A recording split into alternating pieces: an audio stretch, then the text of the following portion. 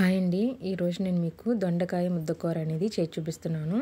ఈ దొండకాయ ముద్దకూర అనేది చాలా సింపుల్గా చేసుకోవచ్చు. అలాగే టేస్ట్ అనేది కూడా చాలా బాగుంటుందండి. ముందుగా మనం మిక్సీ జార్లోకి ఒక స్పూన్ అయితే జీలకర్ర వేసుకోవాలి. అలాగే ఒక 5-6 వెల్లుల్లిగుడ్లు వేసుకోవాలండి, పొట్టు తీయకుండా. అలాగే ఒక పెద్ద సైజు ఉల్లిపాయ తీసుకొని ఇలా ముక్కలుగా కట్ చేసుకొని వేసుకోవాలి. అలాగే ఒక 4 లేదా 5 తినే కారం బట్టి ఎండుమిర్చి వేసుకోవాలండి. అలాగే కొద్దిగా అల్లం ముక్క కూడా వేసుకొని మిక్సీ పట్టుకొని పక్కన పెట్టుకోవాలి. తర్వాత కళాయిలోని ఆయిల్ వేసుకొని అందులోని కరివేపాకు వేసుకోవాలి. కరివేపాకు వేసుకున్నాక ఇందులోని మనం ఇందాక తయారు చేసిన పేస్ట్ ఉంది కదా, ఆ పేస్ట్ని కూడా ఇందులో వేసుకొని కొద్దిగా పచ్చివాసన పోయేంత వరకు మనం వేయించుకోవాలండి. ఇది రసంలోకి, పప్పుచారులోకి మనకి నంచుకోవడానికి చాలా బాగుంటుందండి ఈ కర్రీ అనేది.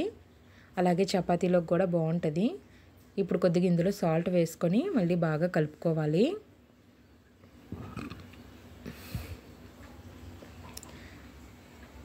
ఇప్పుడు ఇందులోని చిన్న చిన్న ముక్కలుగా కట్ చేసిన దొండకాయ ముక్కల్ని వేసుకోవాలి.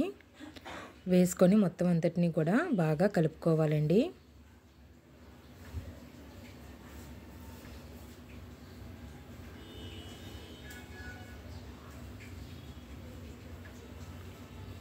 ముక్కలకి మసాలా పట్టే విధంగా మొత్తం అంతా కూడా మనం బాగా కలుపుకోవాలి.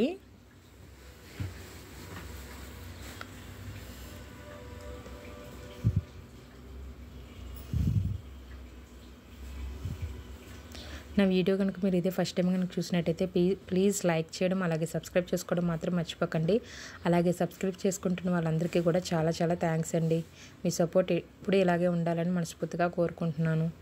బాగా కలిపిన తర్వాత మూత పెట్టుకొని మధ్య మధ్యలో మూత తీసుకొని కలుపుకుంటూ ఉండాలండి. వాటర్ అది ఏమీ వేయనవసరం లేదు, మనకి ఆ విధంగానే మొత్తం మగ్గిపోతుంది.